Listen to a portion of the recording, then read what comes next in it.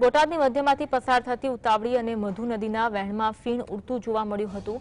આ દ્રશ્યો લોકો પોતાના મોબાઈલમાં કેદ કરતા જોવા મળ્યા। બોટાદના સાળંગપુર મંદિરના પાછળના ભાગેથી નદી પસાર થાય છે, જેનાથી બરફની સફેદ ચાદરની જેમ ફીણ ચાદર જોવા મળી।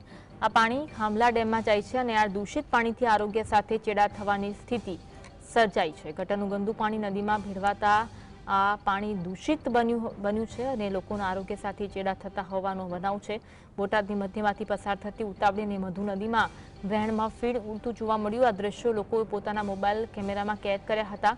આ સાથે જે મંદિર છે, મંદિરના પાછળના ભાગેથી નદી પસાર થાય છે, જેમાંથી બરફની સફેદ ચાદરની જેમ ફીણની ચાદર ઉડતી જોવા મળી અને આ દૂષિત પાણી આરોગ્ય સાથે ચેડા કરવાની સ્થિતિ સર્જાઈ રહી છે। નદીનું પાણી દૂષિત થઈ રહ્યું છે, જેના કારણે લોકોના આરોગ્ય સાથે ચેડા થતા હોવાનું આ બનાવ જોવા મળી રહ્યું છે।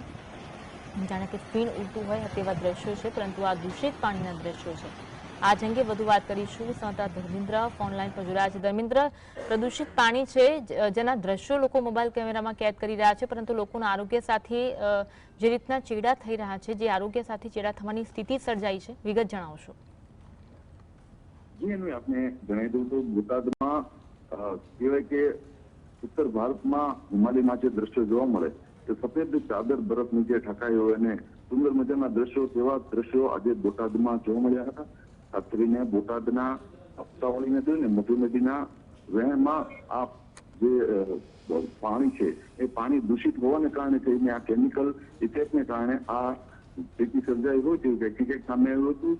બોટાદના દ્વિતીય સ્વામિનારાયણ મંદિર જે સાળંગપુરમાં આવેલું છે એ નદીના તેની બાજુમાંથી પાણી નદીનું વહેણ વહી રહ્યું છે નારાયણપુરની બાજુમાં, ત્યાં દ્રશ્યો હતા। તેમાં ખાસ કરીને આ ગટરના પાણી, જે ગંદા પાણી વારંવાર પાણી નદીના વહેણમાં છોડવામાં આવતા હોય છે, જેના કારણે તેને અવારનવાર લોકો દ્વારા રજૂઆત પણ કરવામાં આવી છે કે પાણી જે ખરેખર જે વરસાદી પાણી હોય કે આ નદીમાં વહેવા જોઈએ, એને બદલે ગટરના પાણી જે ગામ લોકો દ્વારા, શહેરના લોકો દ્વારા છોડવામાં આવતા હોય છે, તેને બંધ કરવામાં આવે, કારણ કે આ આરોગ્ય પર જોખમ પણ કારક પણ સાબિત થાય છે। કારણ કે આ પાણી ખાંભલા ડેમમાં વહીને જતું હોય છે અને ખાંભલા ડેમમાંથી સિંચાઈ માટે અને પીવાના પાણી માટે આ પાણીનો ઉપયોગ થતો હોય છે। ત્યારે આ ગંદા પાણીને કારણે લોકોના આરોગ્ય પર ખૂબ મોટું જોખમ સાબિત થાય તેવી સ્થિતિ છે।